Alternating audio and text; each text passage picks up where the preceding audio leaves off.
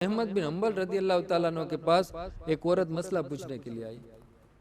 अब उसने मसला क्या पूछा?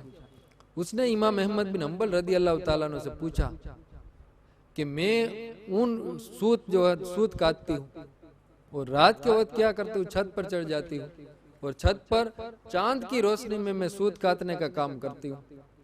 एक मर्तबा ऐसा हुआ कि मैं अपने मामूल के मुताबिक छत पर बैठी हुई थी और सूत काट रही थी, कपड़े बना रही थी। इतने में बादशाह की सवारी वहां से गुजरी। अब जब बादशाह की सवारी वहां से गुजरी तो बादशाह के आगे भी और पीछे भी कंदीलें जलाई हुई थी, रोशनी थी। अब मुझे उसकी तरफ ध्यान नहीं रहा, उस रोशनी में मैंने ज्यादा सूत काट लिया। जो मैं धीरे धीरे सूत काटती थी चांद की रोशनी में, अब रोशनियां ज्यादा हो गई तो मैंने फिर और तेजी से काम किया और ज्यादा सूत काट लिया।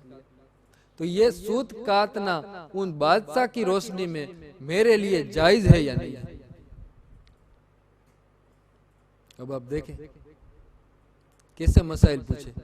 उन्होंने कहा कि ये जो सूत मैंने बादशाह की रोशनी में, हालांकि मैंने बादशाह की इजाजत नहीं ली थी या वो बादशाह की मिल्क में थी, वो रोशनी मेरे मिल्क में नहीं थी, तो मैंने ये जो काम कर लिया ये रोजी मेरे लिए जायज है या ना जायज?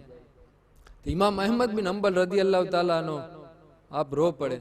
आपने कहा कि उसका जवाब तो मैं तुम्हें बाद में देता हूँ, पहले ये बता कि तुम हो कौन? इस तरह का मसला पूछने वाले इतनी मुत्तकी और परहेजगार औरत तुम हो कौन? तो उसने बताया कि मैं वक्त के औलिया इकराम में से जो बिसरल हाफी रदी अल्लाह ताला अन्हु है उनकी बहन। फिर इमाम अहमद बिन हम्बल रदी अल्लाह ताला अन्हु ने कहा कि तुमको ही हक है कि तुम इस तरह के मसाइल पूछो, कि तुम ही वो मुत्तकी और परहेजगार लोगों के खानदान में से हो और खुद भी इतनी मुत्तकी हो और तुम्हारा भाई भी इतना मुत्तकी और परहेजगार है कि तुमको ही हक है कि तुम इस तरह के सवाल पूछो। फिर इमाम अहमद बिन हम्बल रदी अल्लाह ताला अन्हु ने फरमाया कि और कोई अगर मुझसे ये मसला पूछता मैं उसे कहता कि तुम्हारे लिए जायज है, लेकिन क्योंकि तुम बिसरल हाफी की बहन हो इसलिए मैं तुम्हें ये हुक्म देता हूँ कि तुम्हारे लिए वो रोजी जायज नहीं है।